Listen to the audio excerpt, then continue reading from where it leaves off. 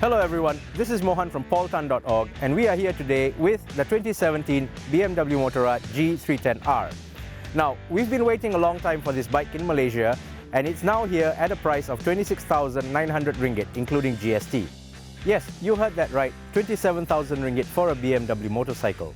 And the G310R is actually less than half the price of the next up offering in BMW's range. While the G310R may displace 313cc, it does fall into the quarter-litre class. And in this range, you have the Ninja 250 SL, you have the KTM Duke, and you have the Benelli TNT25, just to mention a few.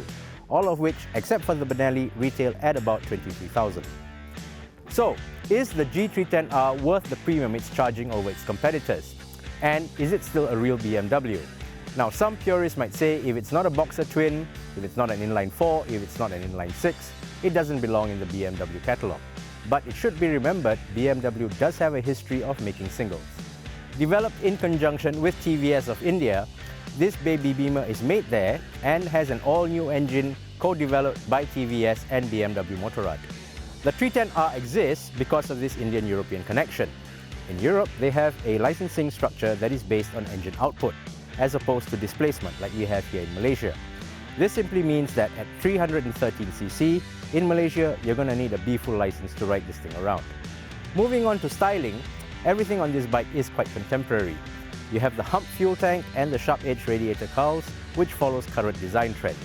However, it is built to a price point, and this can be seen in the halogen headlight and the turn signals, but you do get an LED taillight at the back. Standard is 2-channel ABS and braking is by Brembo's budget brand. Also fitted is quality rubber from Michelin. You get upside-down forks in front, which are non-adjustable. In the back, there's a monoshock with 10 preload position adjustment. What's more interesting about this bike is the engine. With 34 horsepower and 28 Nm of torque, the G310R gets power to the ground from its 313cc single cylinder via a 6-speed gearbox. The unique thing about this engine is that it reverses the positions of the EFI and the exhaust. Instead of following common practice, where the exhaust is routed out the front, the exhaust pipe on the 310R goes out the rear. This allows for a better center of gravity and fore and aft weight balance. In typical BMW fashion, the exhaust canister is large, but it's not particularly loud. And being a single, you don't get that superbike sound.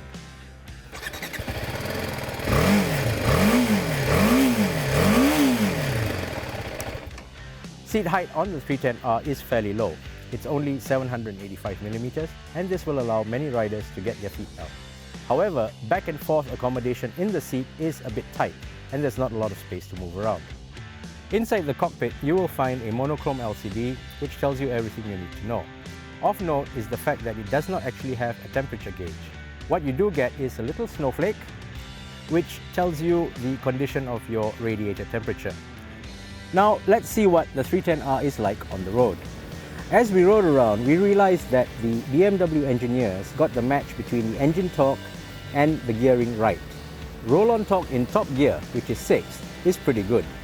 We found that while it was not exactly at superbike levels of neck-snapping acceleration, there was enough for you to get around in traffic quite easily. We took the machine on a high-speed run from Penang back to KL across 4 hours, and we found that the G310R had enough power to break the speed limit and keep up with highway traffic. With its Michelin rubber, the handling on the G310R is very good. We had no hesitation throwing it into high-speed and low-speed corners. Riding around town, it was very sure-footed and we had a lot of confidence in its handling. Braking on the G310R is up to typical BMW standard. With the 2-channel ABS, braking was done without fuss or drama. As we mentioned earlier, there's not a lot of fore and aft distance on the seat, and it does place the rider in a pocket. However, during our extended highway ride, we didn't have any problems with discomfort or body aches. Another thing we did like about the G310R was the instrument cluster. It was clear and legible even under direct sunlight. One of the biggest bugbears about this bike, obviously being a single, is the vibration. As the speed increases, the vibration level goes up.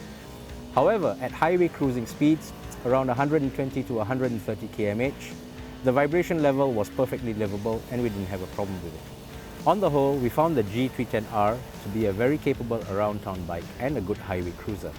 For a sub 30,000 ringgit bike, you'd have to look long and hard to find one that works as well as this one. And that's our review of the 2017 BMW Motorrad G310R. Does this answer the question of, is this a real BMW? Certainly from the handling and braking point of view, it does perform. At its price point of 27,000 ringgit, you have a nice alternative to the current crop of 250s, and you also get the cachet of the BMW brand. I'm Mohan for paultan.org. Thank you for watching.